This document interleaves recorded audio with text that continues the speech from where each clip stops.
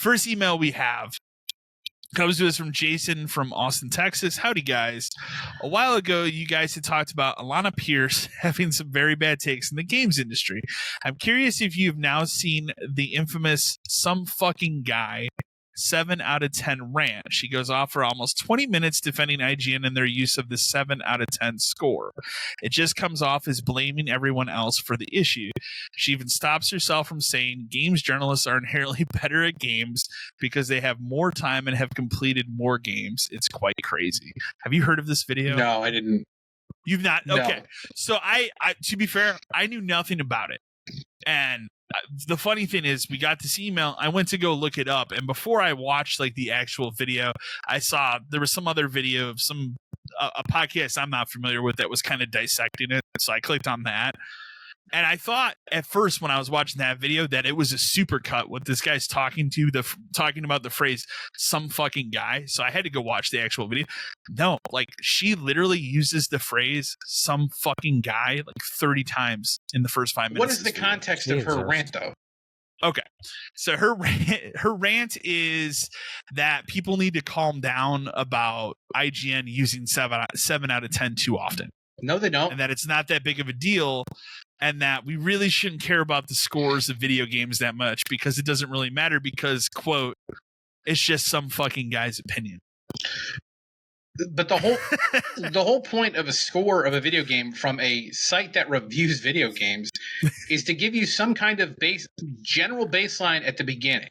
Like you can roll down to the score, see it got a 5 out of 10, and then you can read about why it got it. And that should help you figure out what the game is like. Is it worth buying today? Sure. Should I wait? But maybe I don't play this one. But when you're a site that, remember, they don't review every game. They review whatever games they feel like reviewing. Fine, I get it. There's a lot of video games out there. And there's not enough time to do it. But when you can predictably tell that an IGN is going to start at 7 out of 10 and maybe go up a point or down a point, or in some cases up 2 points, and maybe down to a 5, then what is the point of a 10-point scale that starts at a 7? Well, they even came out with an article and basically admitted they start at 7. That's ridiculous. What is a 10-point scale then? Dumb. If that's a 7, then it's a 5-point scale because it's 5 to 9 essentially, because there are no 10. There's very few 10s. And there's very few things below a 5. There are both very few 10s, but I also feel like sometimes there's too many. Yeah, more games now than back in the day get a 10 out of 10 than they should. You used to maybe get 1 a year, maybe. Yeah, now I feel like you get 4 or 5. Yeah, but you cannot start your system at 7 out of 10. You can. It makes no sense. It doesn't make any sense. So what are you saying? Are you saying 7 is average? Then what's a 5? 5 is bad? Then what's a 1? Horrible. But if 7 is average and 5 is bad, but 9 is only 2 points above that, does that mean it's perfect? Or does that mean it's okay? Yeah. Well, what about, and remember, they got rid of half points and decimals specifically to avoid this shit because they couldn't decide if a game was a 7 or a 7.1 if that really mattered. Well, now if you rate everything a fucking 7, none of it matters. It doesn't. Look at how many games this year they've rated alone that have gotten a 7 out of 10. Some of them that were deserving, something like Star Wars Outlaws got a 7 out of 10. I don't think that game's a 7 out of 10. No, what I've seen. And we know for a fact, going back a decade or longer, that video game companies kind of pay for review scores or they manipulate the hell out of them. The Gersman thing proved it. Oh, yeah, where he refused to give that game the score they wanted. For anybody that doesn't know, because I'm sure there are people out there that don't know, he refused to give Kane & Lynch a favorable score after GameSpot had bought they were running ads for the entire month. Like it was like if you went to the website, it was all over the side. The top Kane banner Lynch was and coming the sides. It was one of those dynamic banners that like reached around. And what did he give it, a 6 or a 5? It was low. I thought it was lower, but it could have been anywhere around there. And basically, just I don't care for this game. Yeah, and it just cost him his job. That was the infamous. He left GameSpot, started Giant Bomb, and didn't look back until they inevitably ended up in the same building again. But if we're going back to like the 7 out of 10 and her rant, like, yes, video game reviews are opinions. Kyle and I don't like the same games every time. No. I don't like the same games a lot of these reviewers like. Gersman is a perfect example. That dude fucking hates video games. Like, he just does. No. He hates modern games. He loves going back to play the NES. He hates some of that shit too. But there's but it's because he's not afraid. He's not afraid to be overly critical about stuff that deserves. No, absolutely. We've talked about this too in the past, where like old GamePro magazines used to rate a game on 5 categories. Well, maybe the graphics aren't great, maybe the sound isn't great, but damn, it sure is fun to play. That's more important.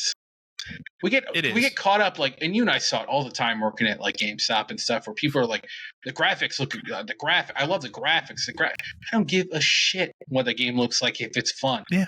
And it controls well and the sound is good. Who cares? But so many people take these, and the other problem is, who cares? It's just some guy's opinion. 7 out of 10.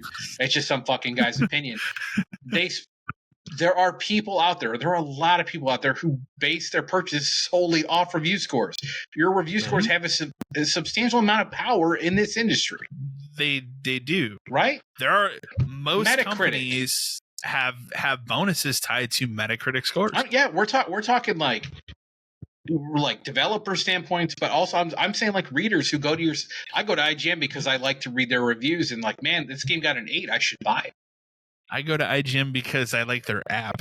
Well, I don't even like their app, but it's the only good one.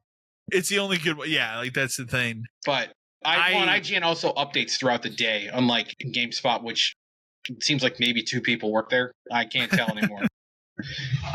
But like, I like Alana Pierce for the most part.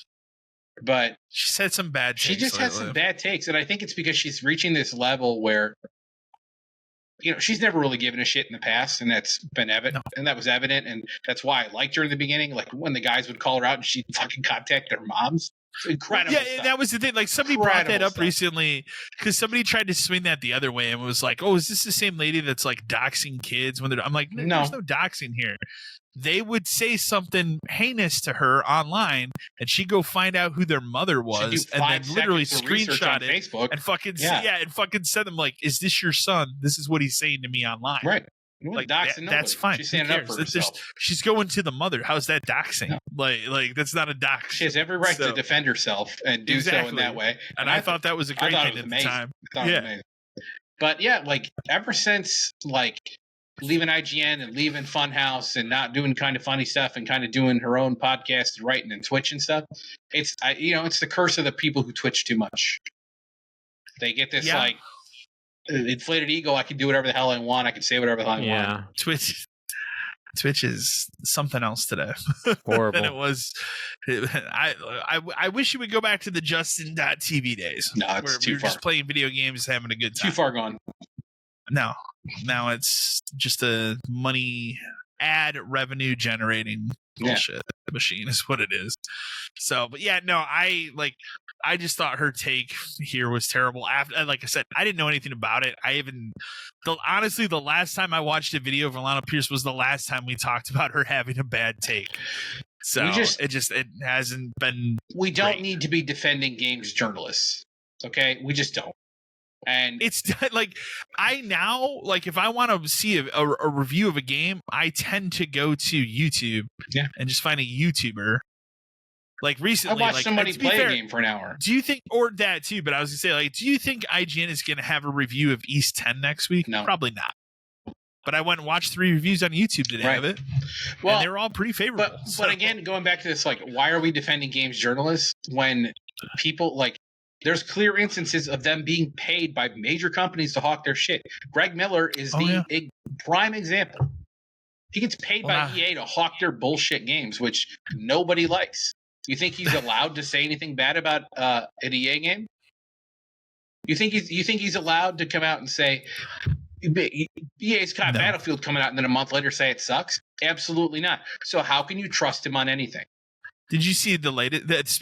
Since you brought Greg Miller up, did you see the latest thing today? No. He is, and it's not a joke, and not to get political, but he's running a political ad for Kamala Harris. That's a real thing I saw today on Instagram. You know what? An actual political ad for her campaign. And here's the thing. He's allowed. He's Like, allowed. You know he's getting paid for that. He's though, allowed right? to Like, vote for who he he's wants. not doing that for free, though. I'm saying, like, he's getting Sure. paid for that. He's allowed to vote. Yeah, where and he you're wants. allowed. And He's again, that's the allowed. thing, not to get political. You're allowed to vote He's for whoever you allowed want. I to don't care. tell you who he's voting for. Yeah. He's allowed to tell you the reasons he's voting for that person. Right. But to run an ad as a guy who talks about PlayStation games and just takes his shirt off sometimes is a little wild to me. It's wild to me because I feel like when they started Kind of Funny like a while ago, that never would have been a thing. They were never talking about politics or voting or anything like that. It was all just about video games. And I don't know what changed. Now he's just sponsored content, man. Yeah, and that's the point I'm trying to make is like it. I mean, yeah, sure, whatever. Anybody can vote for whoever they want, but like my point is, he is 100% getting paid to do that kind of an act. Wow, I should vote for the same person who the guy who hosts the WWE 2K ratings show reveal votes for, right? Like, fuck, dude. Weird. He's the top of the list of like people I have zero like. I could care less about. His integrity is gone. I don't know what his it's just gone. I don't care what his opinion on is because everything is going to be great if it's on PlayStation. But how can you tell what his opinion is when he's being paid? Exactly. None of these are opinions anymore. Yeah, very. Oh, much I agree. So.